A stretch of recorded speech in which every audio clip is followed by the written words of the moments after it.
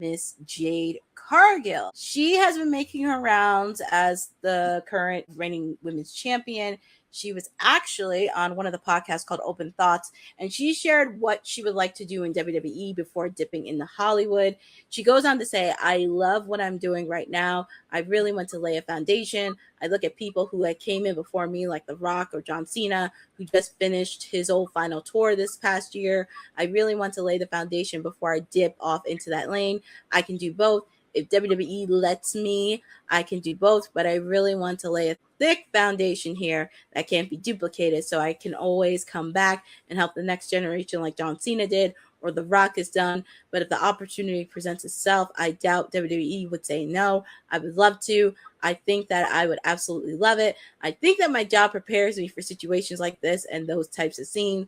I mean, I'm a walking superhero, so why not? You don't need aesthetics. Just let me go out there and be myself. Hand me the script and give me some time to rehearse, and I got you. Love Jade. Jade's a Sora. We're in the Divine. She's AKA I'm Zeta.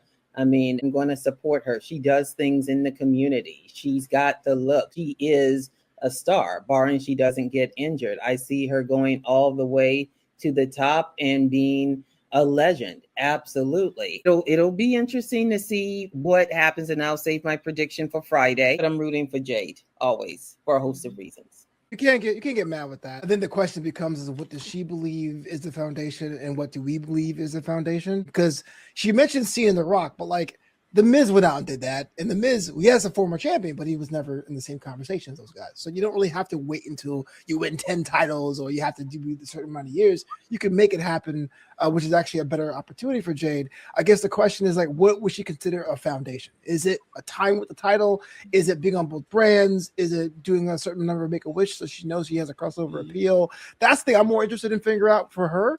Times are too hard to do one thing. You got Rihanna out here selling underwear, bro. Like, just get your money any way you can.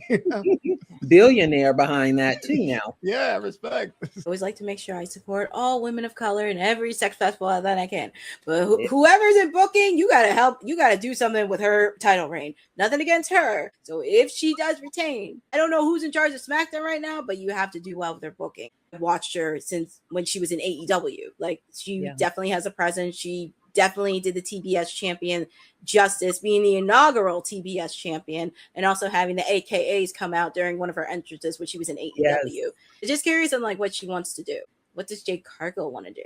That thing wants to be Storm. She's got the look, that next X-Men movie, and it makes total sense. Absolutely. She has the look from tip to tail. I can see her, doing cosmetics and skincare and physicality, workout videos, books, what have you. The sky's the limit for her. I would say so long as she doesn't get heat behind the scenes, because that's generally the killer for a lot of folks, she'll be fine.